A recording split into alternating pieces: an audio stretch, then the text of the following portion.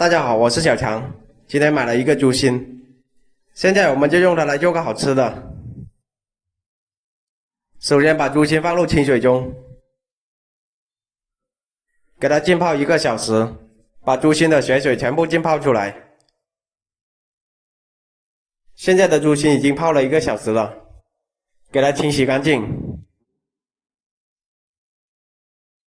里面的血块一定要抠出来。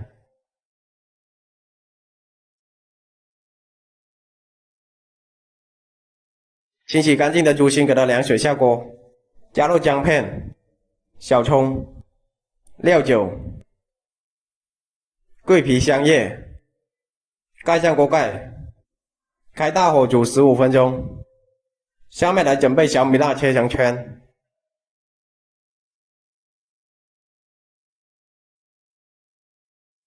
大蒜拍碎，然后切成蒜米，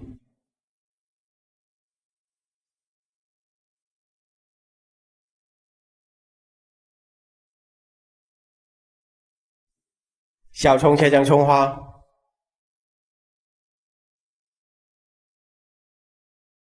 再准备1根香菜切碎备用。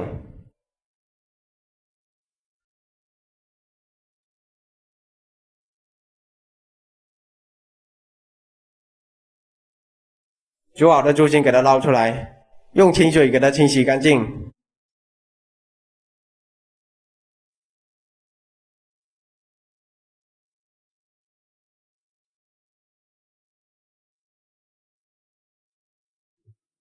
洗好的猪心给它对半切开，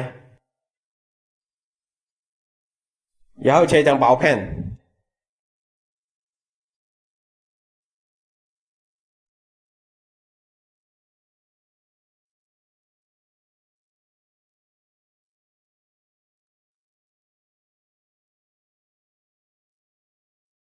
全部切好装入盘中，加入葱蒜小米辣、生抽、半小勺盐、半小勺白糖，少许鸡精，再来点香醋，3勺秘制辣椒油，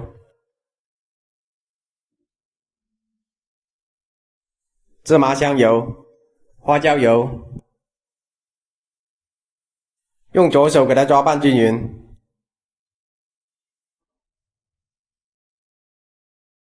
抓拌均匀后下入香菜，继续给它抓拌均匀。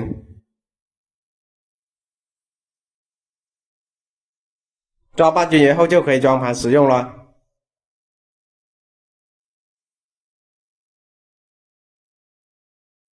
这样做的猪心麻辣鲜香，不管是下酒还是下饭都非常的不错，想吃的朋友可以试试。